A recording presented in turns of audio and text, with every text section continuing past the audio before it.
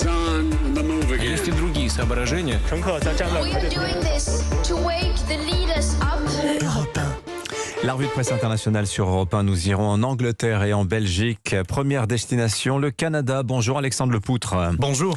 À la une chez vous. Eh bien, c'est l'aide matérielle qu'Ottawa apporte à l'Ukraine. Armement chars, roquettes, munitions. Le Canada emboîte le pas de plusieurs de ses alliés, à l'image de l'Allemagne ou de la Suède. Et là aussi, ça contraste avec son image à l'étranger d'un pays plutôt pacifiste. Côté sanctions, le Canada interdit l'importation de pétrole russe. Alors l'impact sur les finances du Kremlin sera limité, dit le journal de Montréal. Mais pour le Premier ministre Justin Trudeau, c'est un message puissant envoyé à la Russie. Autre sanction, la fermeture de l'espace maritime et des ports à tous les navires russes.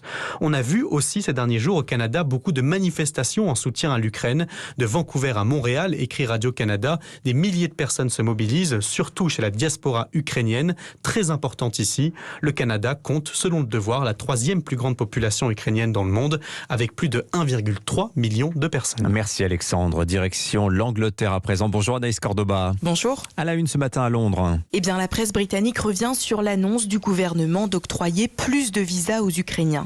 Le Royaume-Uni a été critiqué pour restreindre son accueil des réfugiés. La Grande-Bretagne double le nombre de visas après le tollé, titre le Times.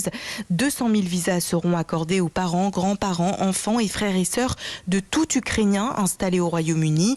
Mais ce plan d'accueil est toujours moins généreux que celui de l'Union européenne, souligne le Guardian.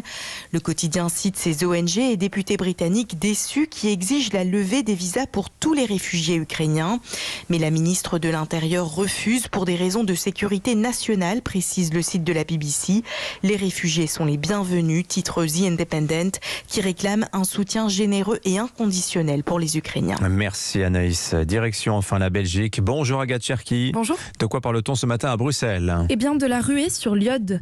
Depuis que la Russie a agité la menace nucléaire, la demande de comprimés d'iode est en augmentation constante en Belgique. Lundi, les pharmacies en ont distribué plus de 32 000 paquets en 24 heures, rapporte l'agence de presse Belga. Car depuis 2018, les Belges peuvent se procurer de l'iode gratuitement.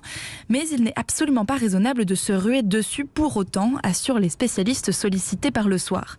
Le quotidien explique que ces comprimés peuvent certes réduire le risque de cancer de la thyroïde, mais qu'ils ne protègent pas de toutes les substances radioactives et surtout qu'ils peuvent être toxiques pour les plus de 40 ans. Il faut donc les utiliser quand les autorités le recommandent, précise la Libre, et pour l'heure, rien ne le justifie, assure une experte de l'agence belge du contrôle nucléaire. Merci Agathe Cherki. Elle est à suivre sur Europe 1 l'édito.